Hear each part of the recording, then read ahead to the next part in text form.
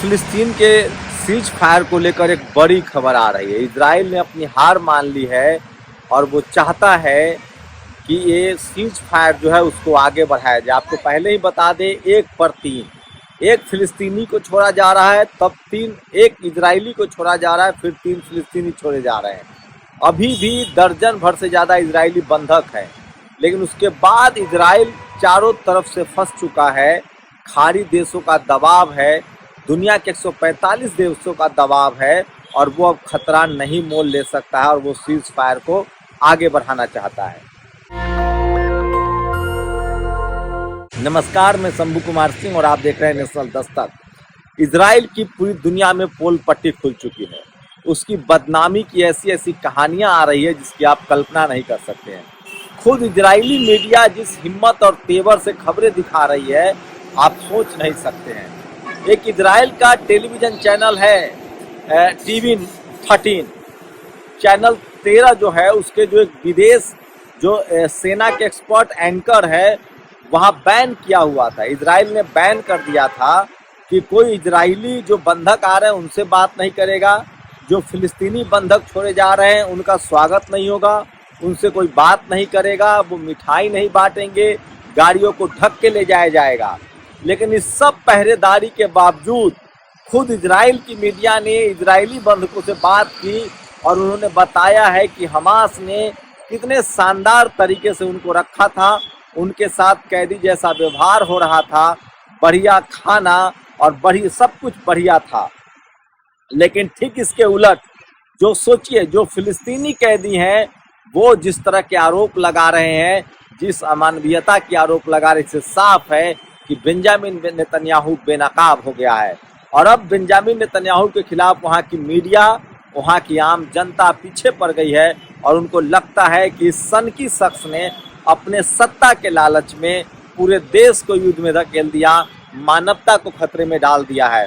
तो cease fire की सारी कहानियां सामने आ रही है।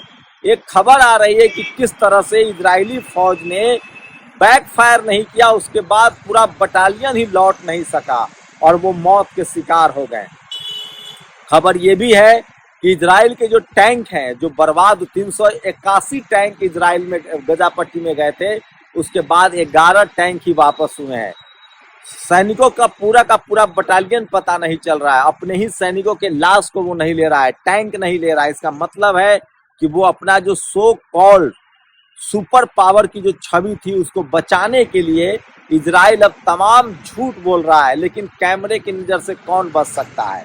अब तो ऐसा नहीं है कि मीडिया नहीं है, अल जजीरा है, और सबसे बड़ी बात है कि सोशल मीडिया है, मोबाइल है, कैमरा है, एक्स है, और उसके बाद आपको बता दें फेसबुक है, यूट्यूब है, और इन सब पर साफ साफ वो तमाम बड़ी खबरें सामने आ रही है जो इजराइल को बेनकाब कर रहा है और पूरी दुनिया में उसकी थू-थू हो रही है। सोचिए, फिलिस्तीन के 13-13 साल के बच्चों को जेल में डाल के रखा गया है, उनका आता पता नहीं है, महिलाओं को जेल में डाला गया था। इजराइल की पूरी पोल पट्टी खुल रही है और जैसे जैसे कहानियां बाहर आ रही है, खाड़ी देशों का पारा चढ़ता जा रहा है। सऊदी अरब ने साफ कहा है कि हम इस युद्ध में अब शामिल होंगे।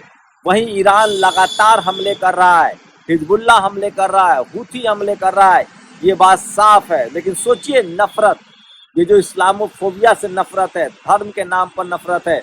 अमेरिका में 3 फिलिस्तीनी छात्रों को गोली मार दी गई जो मौत से संघर्ष कर रहे हैं। ये इसी तरह के हमला है। सोचिए, जो पहले नस्ल के नाम पर, रेसिज्म के नाम पर, ये वो लोग हैं जो पहले ब्लैक के साथ अत्याचार करते थे, ये वो लोग हैं जो खुद अत्याचार के शिकार रहे हैं हिटलर के। तो सोचिए, इस तरह से धर्म के नाम पर नफरत, रंग के आधार पर नफरत, जैसे भारत में जाति के आधार पर जो भक्त लोग नफरत करते हैं, ये सब उसी तरह का सिम्टम्स है। लेकिन ये 21वीं सदी है, विज्ञान की सदी है, ज्ञान की सदी है और दुनिया में बराबरी के लिए, समानता के लिए अब पूरी दुनिया खड़ा है। ऐसे दौर में इजराइल अलग थलग पड़ चुका है, 145 देश फिलिस्तीन के साथ हैं। और अब तक जो आरोप लग रहा था कि फिलिस्तीन जो है वो आतंक का अड्डा है, हमास आतंकी है, हूथी आतंकी है, हिजबुल्लाह आतंकी है, ईरान आतंकी है, इस सब की पोल पट्टी खुल गई है। और ये सारे, सोचिए, अब तक इजरायली नागरिकों पर हमला नहीं हुआ है, अब तक आईडीएफ पर हमला हुआ है, इजरायली फौजों पर हमला हुआ है। हूथी ने, हिजबुल्लाह ने या हमास ने आम इजरायलियों को हमला नहीं किया और इसका नतीजा भी सामने आ रहा है। बेंजामिन नेतन्याहू के खिलाफ पूरी मीडिया खड़ी हो गई है, इजराइल की मीडिया खड़ी हो गई है।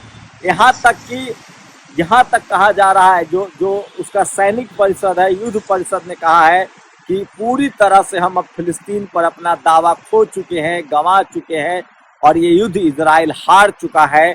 फिलिस्तीन की नैतिक ही जीत नहीं हुई है, वो सैनिक के तौर पे भी जीत हुई है और अब एक एक इंच जमीन जो है फिलिस्तीन का वो लौटाना पड़ेगा।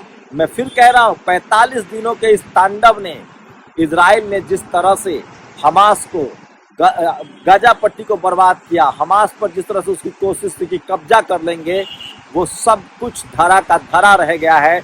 और अब पूरी दुनिया जान गई है कि किस तरह से, पूरी दुनिया जान गई कि किस तरह से हमास जो है वो एक टारगेट था, फिलिस्तीन हमास बहाना था, हमास के बहाने फिलिस्तीन टारगेट था और बेंजामिन नेतन्याहू ने अपनी कुर्सी बचाने के लिए अपने देश को युद्ध में धकेल दिया है। पूरा अपडेट सामने आ रहा है, जो इजरायली मारे गए हैं उनके अपडेट सामने आ रहे हैं। युद्धबंदी के दौरान जिस तरह से मीडिया कवरेज हो रही है, लाश गिने जा रहे हैं, ये बात सच है कि सबसे ज़्यादा 15,000 फिलिस्तीनी मारे गए हैं, उनके शहरों को बर्बाद किया गया है। लेकिन अब धीरे धीरे वो एकजुट हो रहे हैं और खाड़ी देशों से मदद पहुंच रही है और ये तय हो गया है कि अब किसी भी कीमत पर फिलिस्तीन की आज़ादी मुकम्मल होगी। गजा को आज़ाद करना पड़ेगा, फिलिस्तीन को आज़ाद करना पड़ेगा और इजराइल अब इस युद्ध विराम को, इस सीज फायर को आगे बढ़ाना चाहता है। वहीं खाड़ी देशों का जो गुस्सा है वो भड़कता जा रहा है।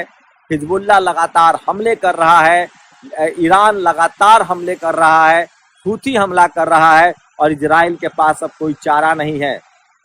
रूस, चीन और ईरान के दबाव में अमेरिका ने अपने हाथ खींच लिए हैं और वो अपने सैनिक अड्डों को बचाने के लिए समझौता कर चुका है रूस से, चीन से और ईरान से कि हम इजराइल की कोई मदद नहीं करने जा रहे। तो सोचिए, दुनिया ने ये साबित कर दिया है कि इंसानियत अभी जिंदा है और जिस तरह से फिलिस्तीन की मदद हो रही है, लगातार मदद हो रही है, ट्रकों का काफिला है, पूरी दुनिया मदद कर रहा है।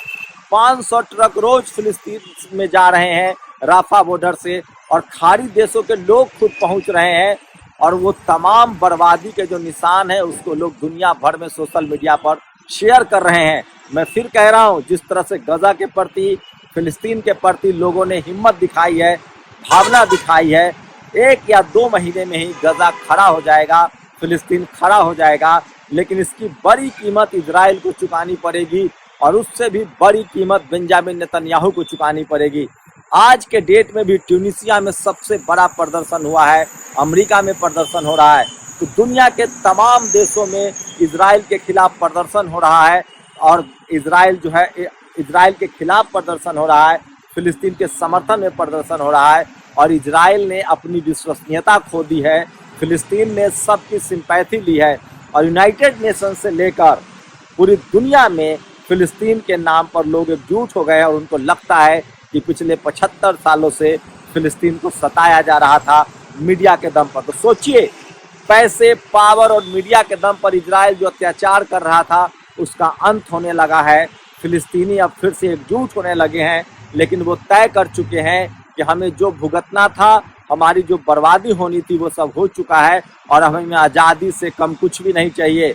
लेकिन इजराइल मुसीबत में पड़ गया है, बेंजामिन नेतन्याहू मुसीबत में पड़ गया है और पूरा खाड़ी देश एकजुट हो गया है। अमेरिका ने अपने हाथ खींच लिए हैं और ये सीज फायर अब आगे बढ़ेगा क्योंकि अभी भी इजरायलियों को अपने बंधक छुड़वाने हैं।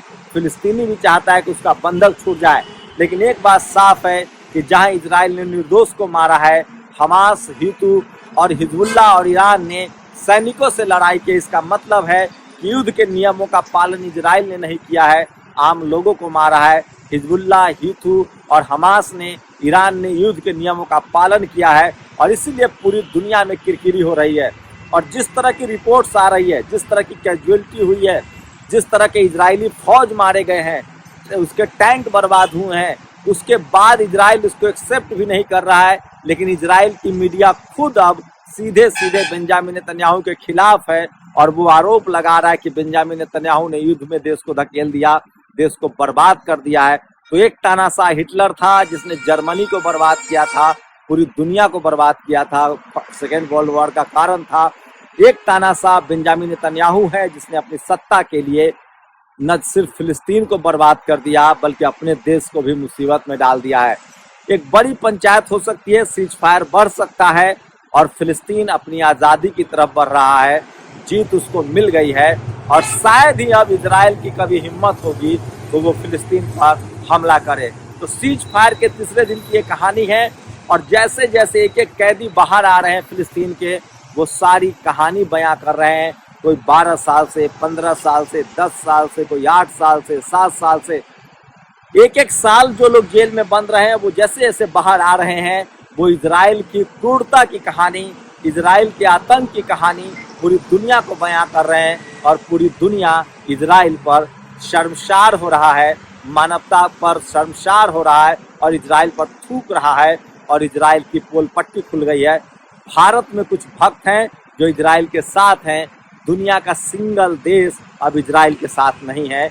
ये आज की स्थिति है और सीज फायर के बाद जैसे जैसे इजराइल की हकीकत सामने आ रही है, गजा पट्टी में उसके मरे हुए सैनिकों का वो लाश तक नहीं ले रहा है, उनका अंतिम संस्कार नहीं कर रहा है, जिस तरह से इजरायली फौजी फरार हो गए हैं, जिस तरह से वो अपने टैंकों को नहीं कबूल कर रहा है, क्योंकि इजराइल की बादशाहत का जो झूठा आडंबर था, गुब्बारा था, वो फट चुका है और इजराइल पूरी तरह से बेनकाब हो चुका है। चौथे दिन क्या होगा वो बताऊंगा। चौथा दिन बड़ा अपडेट होगा और बड़ी खबर होगी। क्या ये युद्ध विराम आगे बढ़ेगा? हमास फिलहाल फिलिस्तीनी, हमास और गजा पट्टी और पूरा खाड़ी देश और खासकर वो 7 देश जो युद्ध में शामिल है फिलिस्तीन की तरफ से, ईरान है, जॉर्डन है, तुर्की है, यमन है, ये देश चाहते हैं कि हम युद्ध विराम नहीं चाहते हैं, या तो फिलिस्तीन की आज़ादी मुकम्मल हो या इजराइल से हम युद्ध लड़ेंगे। ये बड़ा अपडेट है, लेकिन इजराइल चाहता है कि ये युद्ध विराम आगे बढ़े, उसने अपनी हार मान ली है। शुक्रिया। नेशनल दस्तक की आपसे गुजारिश है कि अगर इसको बचाना चाहते हैं तो नेशनल दस्तक को सब्सक्राइब करने के लिए रेड कलर के सब्सक्राइब बटन को दबाएं, फिर बेल आइकन की घंटी दबाएं। नेशनल दस्तक को बचाने के लिए बहुत जरूरी है कि हर खबर को शेयर करें, लाइक करें, कमेंट जरूर करें।